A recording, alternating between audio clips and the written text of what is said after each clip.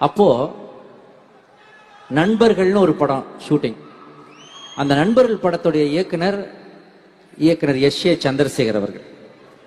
அந்த படம் silver jubilee கொண்டாடிச்சு, மிகப்பெரிய ஹிட்டு. அந்த படத்துக்கு தான் முதலா நகைச்சுவை பகுதியை நான் எழுதினேன். அதுக்கப்புறம் அந்த படத்தின் வெற்றியை தொடர்ந்து குழு மணாலியில இன்னிசை மழைன்னு ஒரு படத்தோட ஷூட்டிங் போனோம்.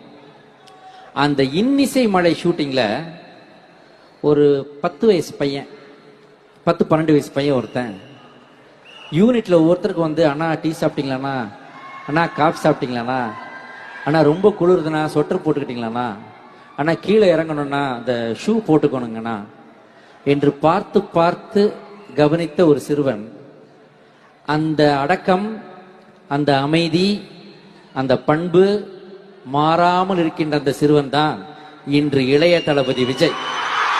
திருக்குறள் உண்டு, பெருக்கத்தில் வேண்டுமாம் அடக்கம். அதாவது வாழ்க்கையில உயர உயர உயர அந்த வெற்றி இதயத்துக்கு செல்லலாம், ஆனா தலைக்கு செல்லக்கூடாது என்று சொல்வார்கள். தன்னுடைய மூளையில் தான் மிகப்பெரிய ஹீரோ என்பதை ஏற்றிக்கொள்ளாமல் இன்னமும் சிம்பிளா இருக்கக்கூடிய ஒரு மாபெரும் ஹீரோ இளைய தளபதி விஜய்.